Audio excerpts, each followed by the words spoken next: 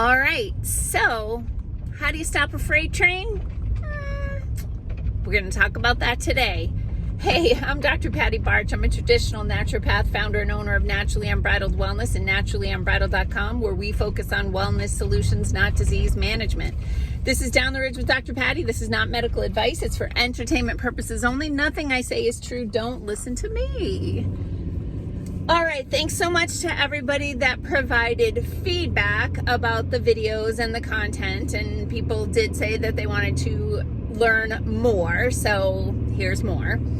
But in our last episode, we were talking about the mechanism of how the injections work and how the technology works to deliver a genetic message to your cells, and then your cells read that message and make that recipe and start spewing out the pointy protein.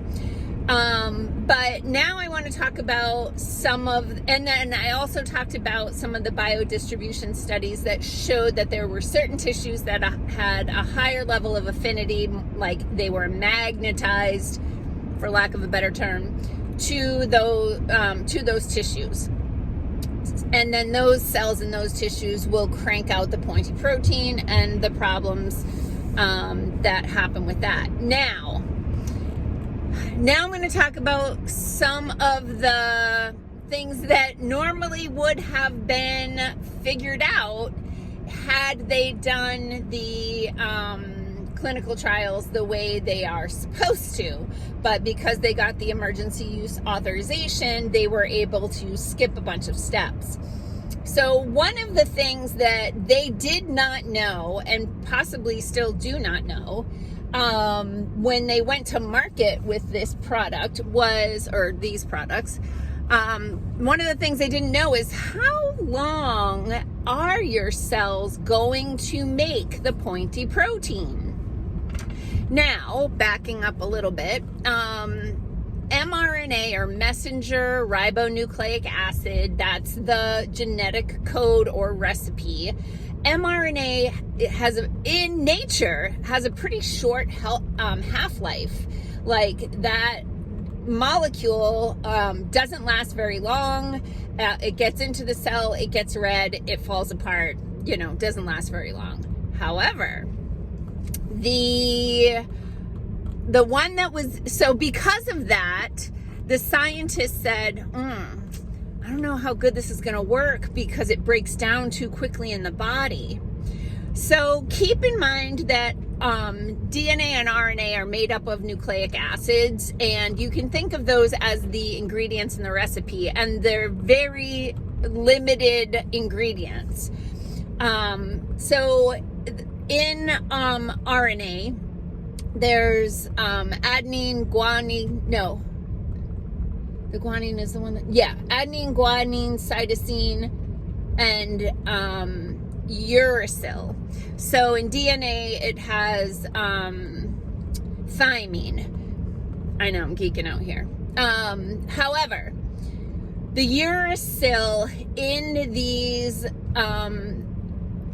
technologically advanced products that they're injecting into people, the uracil, because they made these in a laboratory, they took out the regular uracil and they replaced it with something called pseudouridine. And the pseudouridine has a significantly longer half-life than the regular uracil. So it stabilized the molecule, meaning it stays in the bloodstream longer. Now, there have been lots of studies done to detect the presence of this foreign mRNA molecule with the pseudouridine in it. And in most cases, and in every case that I've seen, I have not seen a study yet. Not that I spend all day, every day reading all of the literature, but I have not seen a big bump, frost heaves, it's cold. I have not seen a study yet that has definitively concluded that by a certain date, all of that monster RNA has been broken down, excreted, disabled, whatever. And the studies I have seen have gone months, but in order to publish a study, you have to conclude the study, and so most of the scientists had gone a period of months. I think 6 months was the longest I had seen, and then they stopped the study and go to print with the article. Now, some observations, some clinical observations that I made. So, as I mentioned in the last video, there's a high affinity for this lipid nanoparticle with this monster RNA in it, high affinity for the ovaries. And so what we were seeing, and they were gaslighting people out of it, were menstrual changes. We were seeing what I saw clinically, and I actually saw a gynecologist testify at a Senate hearing to the same observations that I made, which was affirming.